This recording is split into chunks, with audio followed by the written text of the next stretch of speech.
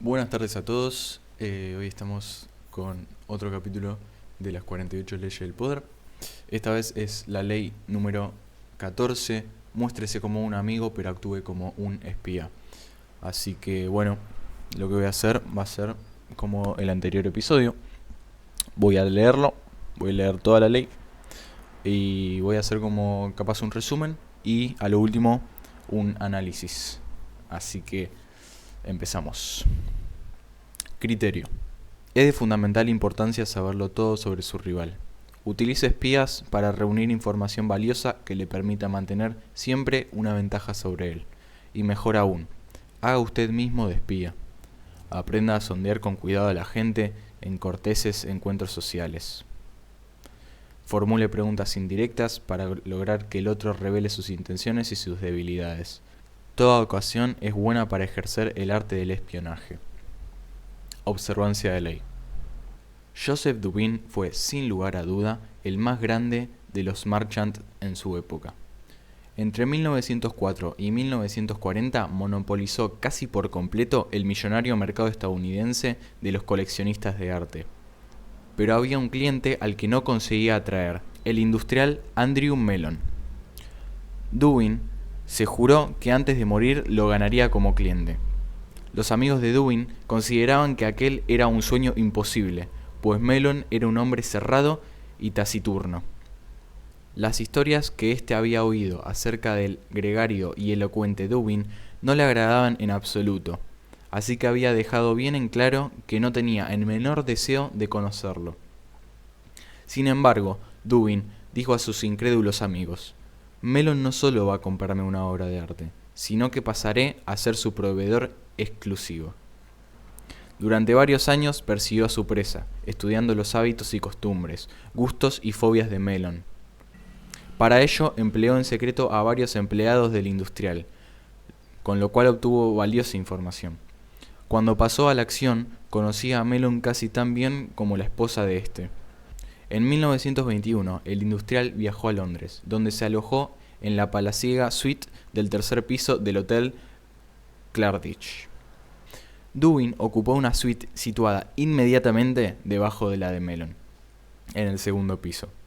Había pedido a su valet que trabara amistad con el valet de Mellon. Así, el día elegido por el marchand para hacer su jugada, el valet de Mellon informó al valet de Dubin, quien a su vez informó a Dubin que el industrial marchaba por el corredor hacia el vestíbulo para llamar el ascensor. Segundos más tarde, Dubin subió al ascensor y, oh sorpresa, allí estaba Mellon. Buenas tardes, señor Mellon, dijo el marchand y se presentó. Voy al National Gallery para ver unos cuadros. Qué casualidad, aquel era justamente el lugar al que iba Mellon. Así que Dubin tuvo la oportunidad de acompañar a su presa hacia el sitio preciso que aseguraría el éxito de su gestión. Dubin conocía de memoria el gusto del industrial, y mientras ambos deambulaban por el museo, fascinó al magnate con sus conocimientos. Daba la casualidad de que ambos tenían gustos muy similares. Mellon quedó gratamente sorprendido. Aquel no era el Dubin que se había imaginado, sino un individuo encantador y discreto que obviamente tenía un gusto exquisito. De regreso en Nueva York, Mellon visitó la exclusiva galería de arte de Dubin y se enamoró de la colección que éste exhibía. Lo más asombroso era que todas las obras eran del estilo que él deseaba poseer. Durante el resto de su vida, Mellon fue el mejor y más generoso cliente de Dubin. Vamos con la interpretación. Un hombre tan ambicioso y competitivo como Joseph Dubin no dejaba nunca nada librado al azar. ¿Qué sentido tiene esperar que un golpe de fortuna permita seducir a tal o cual cliente? Es como tirar al blanco con los ojos vendados. Si uno se arma con algunos conocimientos, la puntería mejorará mucho. Si bien Mellon fue su logro más espectacular, Dubin también aplicó su táctica de espionaje a muchos otros millonarios, contratando en secreto a los empleados domésticos de sus clientes y pagándoles un sueldo fijo, obtenía un acceso constante a información valiosa sobre las idas y venidas de los personajes en cuestión, así como sus gestos y otros detalles que le permitirían ponerse siempre en una situación ventajosa.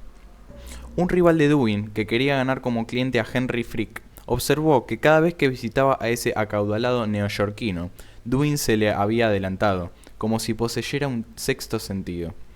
Los demás Marchands tenían la sensación de que Dubin estaba en todas las partes y sabía todo mucho antes que ellos.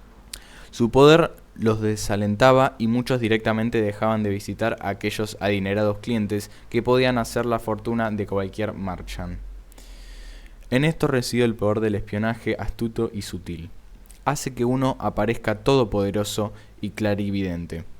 Conocer a la presa lo tomará encantador y seductor y le permitirá prever los deseos del otro. Nadie ve la fuente de donde usted extrae el poder, y lo que no se ve no se puede combatir. Vamos con claves para alcanzar el poder. En el ámbito del poder, su objetivo es ejercer un cierto grado de control sobre los hechos futuros. Por lo tanto, parte del problema que enfrenta es que la gente no le revela todos sus pensamientos, sus emociones y sus planes. Al controlar lo que dicen, la mayoría de las personas mantiene ocultos los aspectos más cruciales de su carácter, sus debilidades, sus motivos ulteriores, sus obsesiones.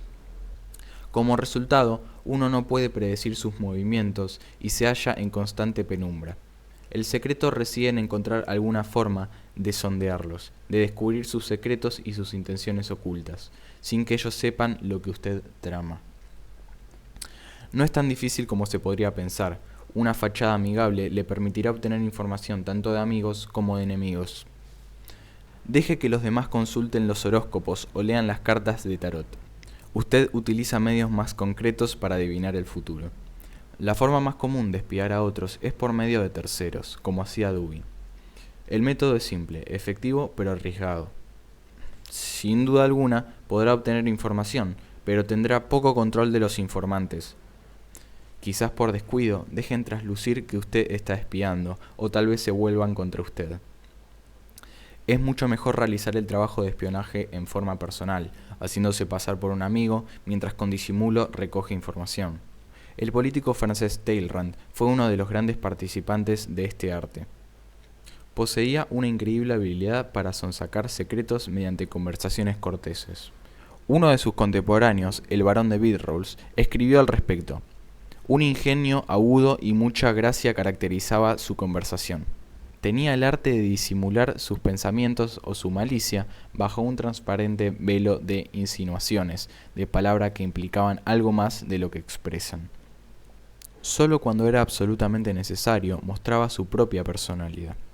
Aquí la clave es la habilidad de Talleyrand para no revelarse en la conversación y lograr que los demás hablaran sin cesar de sí mismos y revelaran sin darse cuenta sus intenciones y sus planes. Durante toda su vida se afirmaba que Talleyrand era un hombre de excelente conversación y sin embargo decía muy poco. Nunca hablaba de sus propias ideas, pero lograba que los demás revelaran las de ellos. Organizaba cordiales juegos de acertijos para los diplomáticos extranjeros, amenas reuniones sociales en las cuales él sopesaba con cuidado cada una de sus palabras, y, entre juegos y bromas, sonsacaba confidenciales y obtenía información muy valiosa para su tarea como canciller de Francia. En el Congreso de Viena, entre 1814 y 1815, empleó otros métodos para llevar a cabo sus tareas de espionaje. Revelaba algo que parecía ser un importante secreto, en general inventado por él, para observar las reacciones de sus interlocutores. Por ejemplo, en una reunión de diplomáticos, podía llegar a decir que una fuente confiable le había revelado que el zar de Rusia planeaba arrestar a su general principal bajo el cargo de traición. Al observar la reacción de los diplomáticos ante aquella historia inventada, podía determinar a cuáles les entusiasmaba la perspectiva de un debilitamiento del ejército ruso, y así hacer sus propias deducciones. Tal vez los gobiernos a los que representaban tenían planes con respecto a Rusia, como dijo el barón de von Stetten. Monsieur Talleyrand dispara una pistola al aire para ver quién salta por la ventana. En reuniones sociales y encuentros inofensivos, no deje de prestar atención. Es en esas ocasiones cuando la gente baja la guardia. Al no mostrar su propia personalidad, usted puede lograr que le revelen cosas que acaso le resulten de su interés. Lo brillante de esta obra es que todos interpretarán como señal de amistad el interés que usted les demuestra. de modo que no solo se enterará de cosas, sino que también ganará aliados. Sin embargo, deberá practicar esta táctica con cautela. Si los demás comienzan a sospechar que usted trata de sonsacarles secretos con el pretexto de una inocente conversación, comenzarán a evitarlo. Ponga el énfasis en la charla amigable e intrascendente, y no en la información valiosa. Su búsqueda de preciosas gemas de información no debe ser demasiado obvia, ya que de lo contrario, sus sutiles preguntas revelarán más acerca de usted y sus intenciones que acerca de la información que espera obtener. Una estratagema que vale la pena ensayar es la de Rochefoucauld, quien escribió: la sinceridad se encuentra en muy pocas personas y a menudo no es más que una hábil artimaña. Sé sincero a fin de obtener confidencias del otro. Es decir, que al simular abrir su corazón a otra persona, usted potencia la posibilidad de que le revele sus propios secretos. Hágale una confesión falsa y le responderá con una confesión real. Otro ardid fue identificado por el filósofo Arthur Schopenhauer, quien sugirió contradecir con vehemencia a los demás durante una conversación, a fin de irritarlos de modo tal que pierdan el control sobre sus propias palabras. Con tal reacción revelarán todo tipo de verdades sobre sí mismos, verdades que más adelante usted podrá usar en contra de ellos. Otro método de espionaje indirecto es el de poner a prueba a la gente. Tender pequeñas trampas que los obliguen a revelar cosas personales. Khosrou II, rey persa del siglo VII, notable por su sagacidad, conocía muchas maneras de indagar a sus súbditos sin despertar sospechas. Si observaba, por ejemplo, que dos de sus cortesanos habían trabado una amistad particularmente estrecha, hacía llamar a uno y le decía que tenía información de que el otro era un traidor y que pronto lo asesinarían. El rey convencía al cortesano de que confiaba plenamente en él, y le pedía que guardara el secreto. Luego observaba con atención a los hombres. Si veía que el segundo cortesano no había modificado su conducta para con el rey, llegaba a la conclusión de que el primer cortesano había guardado celosamente el secreto. Lo ascendía y más adelante le decía: pensaba hacer asesinar a su amigo debido a cierta información que me había llegado, pero al investigar más a fondo descubrí que la información era falsa. Si por el contrario el segundo cortesano comenzaba a evitar al rey y actuaba de modo distante y tenso, Khosrou sabía que el secreto había sido revelado. Al otro cortesano lo desterraba de su corte, tras hacerle saber que toda la historia no había sido más que una prueba, pero que, a pesar de que el hombre no había hecho nada, ya no podía confiar en él. El primer cortesano, en cambio, el que había revelado el secreto, era desterrado del reino de Khosrou. Esto podrá parecer una extraña forma de espionaje, ya que no tiene la finalidad de revelar información concreta, sino el carácter de un individuo. Sin embargo, a menudo es la mejor forma de resolver problemas antes de que aparezcan. Al tentar a la gente a realizar determinados actos, usted, entre otras cosas, aprende mucho sobre la lealtad o la sinceridad de los demás. Y este tipo de conocimientos suele ser el más valioso de todos. Armado por él, podría predecir las acciones futuras de los otros. La imagen es el tercer ojo del espía, en un país poblado con hombres con dos ojos. El tercer ojo le otorga una omnisciencia de un dios. Usted ve más allá que los demás, y ve el interior de los otros. Nadie está a salvo del tercer ojo, salvo usted. La autoridad es: la razón de que un soberano brillante y un sabio general conquisten al enemigo a donde quieran que vayan, y de que sus logros sobrepasen a los de un hombre común, es su conocimiento previo de la situación del enemigo. Ese conocimiento previo no puede obtenerse de los espíritus ni de los dioses, ni por analogía con hechos del pasado, ni mediante cálculos astrológicos.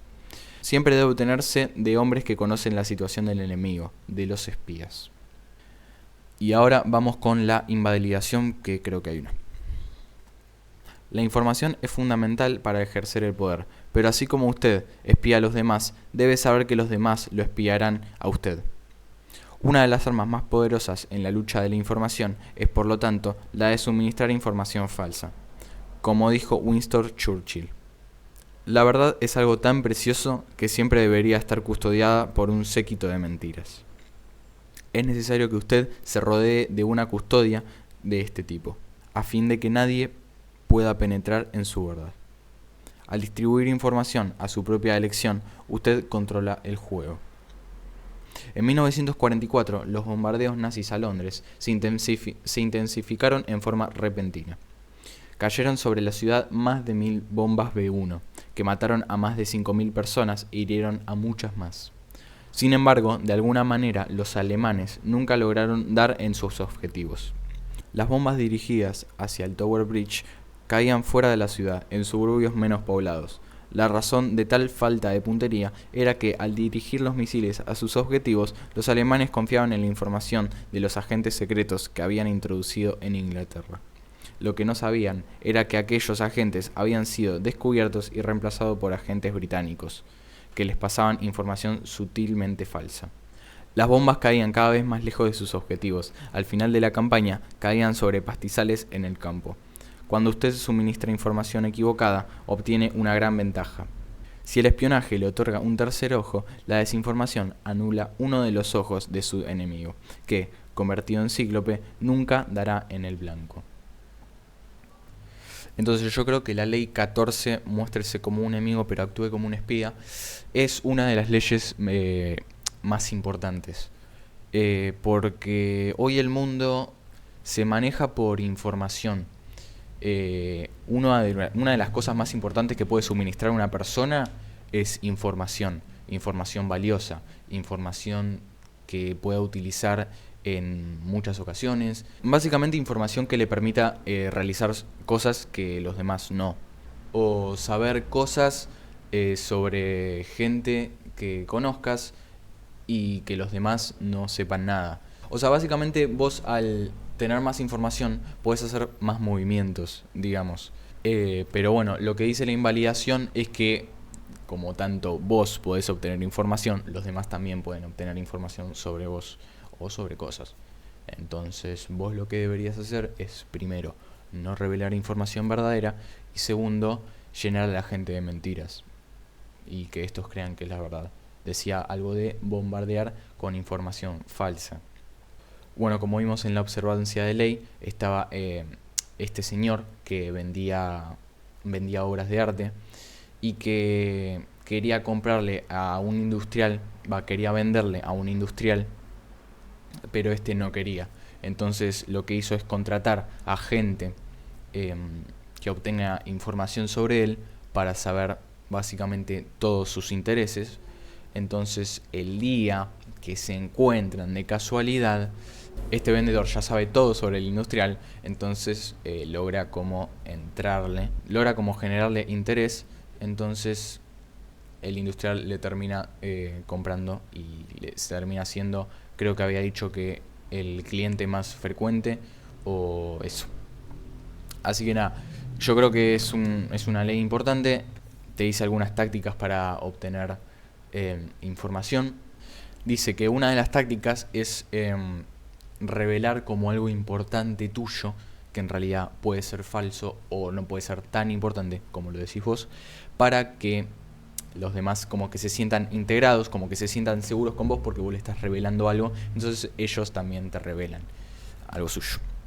Esa es una de las técnicas que más funcionan. Y el otro método de espionaje era el de poner a prueba a las personas, que más que sacarle información, sacás como el tipo de persona que es este individuo, ¿no? Y el último método, este es el segundo método, dice algo como que